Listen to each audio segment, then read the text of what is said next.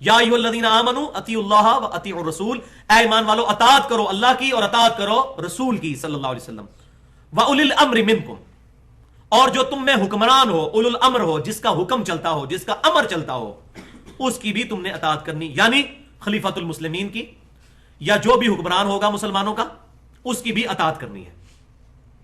لیکن یہ جو تیسری اطاعت ہے یہ مشروط ہے، حکمران کے ساتھ آپ جھگڑا کر سکتے ہیں، فَإِن تَنَازَعْتُمْ فِي شَيْءٍ فَرُدُّوهُ إِلَى اللَّهِ وَالرَّسُولِ، اسی آیت میں آ گیا اگر تمہارا حکمران کے ساتھ کسی معاملے میں جھگڑا ہو جائے تو اپنے مسئلے کو پلٹا دو اللہ اور اس کے رسول کی طرف، یعنی کتاب اللہ کی طرف اور سنت کی طرف۔ اگر تمہارا حکمران کے ساتھ جھگڑا ہو جائے، اولو الامر کے ساتھ، خلیفۃ المسلمین ہی کیوں نہ ہو، اگر وہ کوئی ایسا تنازع کھڑا کر دیتا ہے جو تمہاری نظر میں کتاب اور سنت کے خلاف ہے تو پھر معاملے کو پلٹاؤ اللہ اس کے رسول کی طرف۔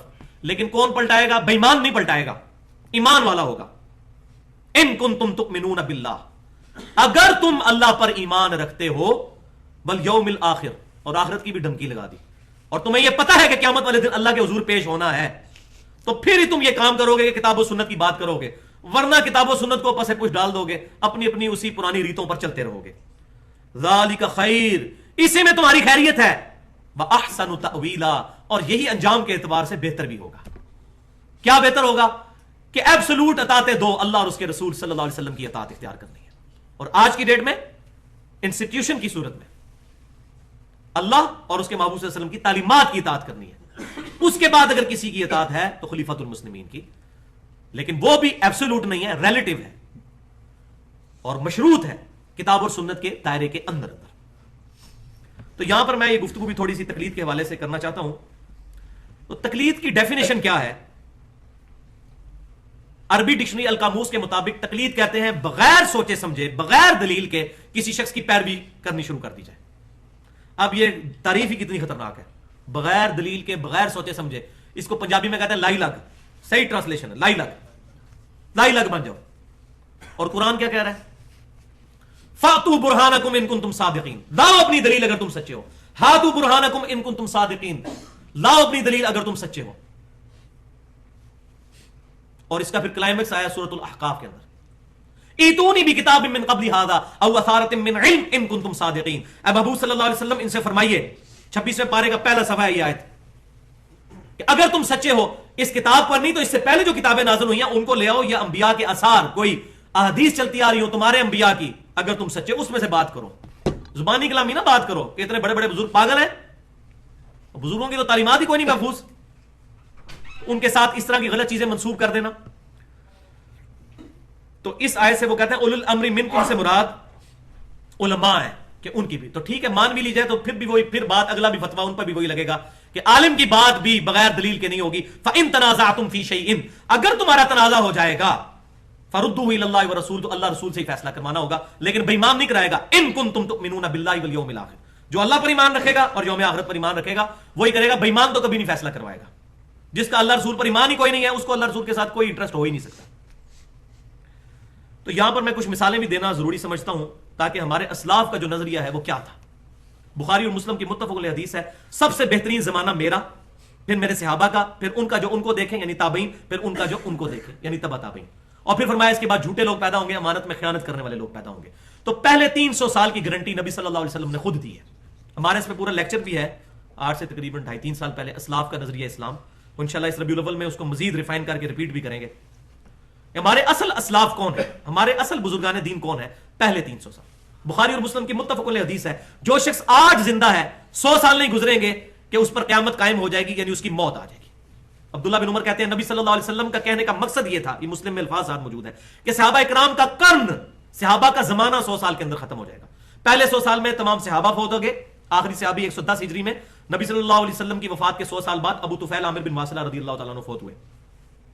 دوسرے 100 سال میں سارے تابعین فوت ہو گئے، تیسرے 100 سال کے اندر تمام تبع تابعین۔ تو یہ قرون اولیٰ ہیں، 3 بہترین قرن، قرن عربی میں کہتے ہیں زمانے کو، ان کے اندر کوئی اتنا ایشو نہیں تھا۔ آپ ڈیٹیل پڑھیں حجت اللہ البالغہ میں، شاہ ولی اللہ دہلوی رحمۃ اللہ علیہ لکھتے ہیں کہ پہلے 300 سال تک یہ معاملہ نہیں تھا، اس کے بعد 4تھی صدی کے اندر بدعت، امت کے اندر بہت بڑی بدعت، دین کے بگاڑ میں سے ایک بڑا سبب، یہ ہیڈنگ بنائی ہے انہوں نے، دین کے بگاڑ میں سے ایک بڑا سبب اماموں کی اندھی تقلید شروع ہو گئی پہلے 300 سال گزرنے کے بعد۔ اور حضور صلی اللہ علیہ وسلم نے پہلے ہی فرما دیا تھا امانت میں خیانت ہوگی اور جھوٹے لوگ پیدا ہوں گے. اب میں کچھ مثالیں احادیث سے بیان کرنا ضروری سمجھتا ہوں ہمارے اسلاف کا کنسپٹ کلیئر ہو. صحیح بخاری اور مسلم کی متفق علیہ حدیث ہے. پہلی مثال کہ سیدنا ابو ہریرہ رضی اللہ تعالیٰ عنہ مسجد نبی میں بیٹھے ہوئے تھے. سیدنا حسان بن ثابت رضی اللہ تعالیٰ عنہ وہاں بیٹھے ہوئے کچھ نعتیہ اشعار پڑھ رہے تھے. تو حضرت عمر فاروق رضی اللہ تعالیٰ عنہ وہاں سے گزرے تو انہوں نے ان کو بڑی تیکھی نظروں سے دیکھا. تو سیدنا حسان بن ثابت رضی اللہ تعالیٰ عنہ نے کہا اے عمر مجھے اس طرح نہ دیکھ, تجھ سے بہتر شخص اس مسجد میں بیٹھا ہوتا تھا اور میں ان کے سامنے بھی یہ اشعار پڑھا کرتا تھا, انہوں نے مجھے کبھی منع نہیں فرمایا, یعنی نبی صلی اللہ علیہ وسلم. تو حضرت عمر جو ہے وہ ایک دم متوجہ ہوئے, انہوں نے کہا اس کی دلیل پیش کرو. انہوں نے کہا یہ ابو ہریرہ بیٹھے ہوئے ان سے پوچھیے. تو سیدنا ابو ہریرہ نے کہا اے امیر المومنین سیدنا حسان بالکل صحیح کہتے ہیں, بلکہ نبی صلی اللہ علیہ وسلم نے دعا فرمائی اے اللہ حسان کی مدد فرما روح قدس کے ذریعے. تو کافروں کہ جو نبی صلی اللہ علیہ وسلم پر اعتراضات تھے اس کے جواب وہ شعروں میں دیا کرتے تھے. تو سیدنا عمر رضی اللہ تعالیٰ نے پھر اپنی اس بات سے رجوع کر لی. انہوں نے آگے سے نہیں کہا کہ تم نے نہیں سنا ہوا علیکم بسنتی و سنت الخلفاء الراشدین. ان کو پتا تھا کہ یہ تمام چیزیں مشروط ہیں اللہ اور اس کے رسول کی اطاعت کے ساتھ. اس سے جو بھی بندہ ہٹے گا وہ چاہے سیدنا عمر ہو, سیدنا ابوبکر ہو, سیدنا عثمان و علی ہو, ان کی بات نہیں مانی جائے گی.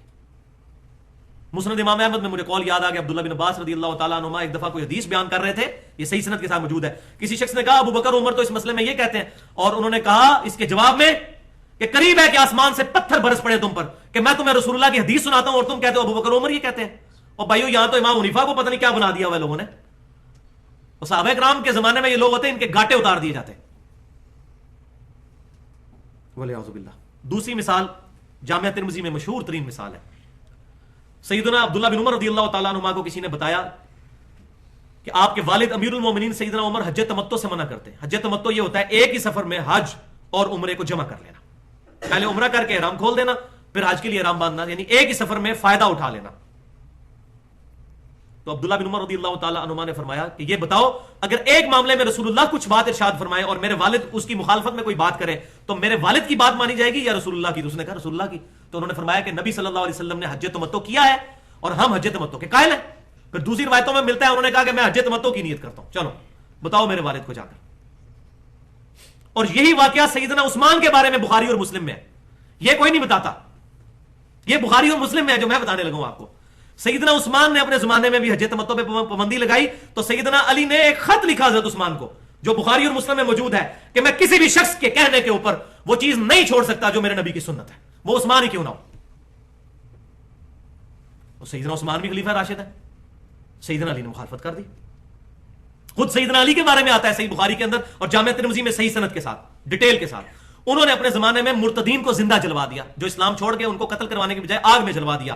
تو عبداللہ بن عباس رضی اللہ تعالیٰ عنہما آئے, انہوں نے کہا کہ امیر المومنین رسول اللہ صلی اللہ علیہ وسلم نے لوگوں کو آگ میں زندہ جلایا جانے سے منع فرمایا ہے, اور فرمایا ہے کہ آگ میں زندہ جلایا جانا یہ اللہ کی سزا ہے جو اپنے بندوں کو دے گا. انسان کو آگ میں نہیں جلا سکتا. رسول اللہ صلی اللہ علیہ وسلم قتل کروایا کرتے تھے, مرتدین کو قتل کیا کرے. تو انہوں نے کہا میں رجوع کرتا ہوں اپنے مسئلے سے. انہوں نے آگے سے نہیں سنایا علیکم بسنتی و سنت الخلفاء الراشدین المہدیین. یہ حدیث بالکل صحیح ہے, جامعہ ترمذی میں, سنن ابن ماجہ میں, سنن ابی داؤد میں. لیکن خلفاء راشدین کی سنت وہ جس پر صحابہ کا اجماع ہو جائے, انڈیویجول کسی خلیفہ راشد کا فیصلہ نہیں. اسی لیے یہی فرمایا گیا علیکم بسنتی و سنت الخلفاء الراشدین, کیونکہ خلیفہ راشد کوئی کام کرے گا پبلکلی رپورٹ ہو جائے گا. صحابہ کو نہیں حجت بنایا گیا. وہ حدیث ضعیف ہے, سخت ترین ضعیف ہے کہ میرے صحابہ ستاروں کی مانند ہے. ورنہ بخاری شریف میں موجود ہے عبداللہ بن مسعود قل اعوذ برب الفلق اور قل اعوذ برب الناس کو قرآن کا حصہ نہیں مانتے تھے, تو ہم بھی قرآن پاک سے نکال دیں اس کو. تو صحابہ کا اجماع حجت ہے, کیونکہ المستدرک الحاکم میں صحیح سند کے ساتھ حدیث ہے میری امت کبھی گمراہی پر جمع نہیں ہوگی. کتاب العلم حدیث نمبر 399. پوری امت کا اجماع جو ہوگا وہ حجت, صحابہ کا اجماع, اور اجماع رپورٹ ہوگا خلفائے راشدین کے ذریعے سے.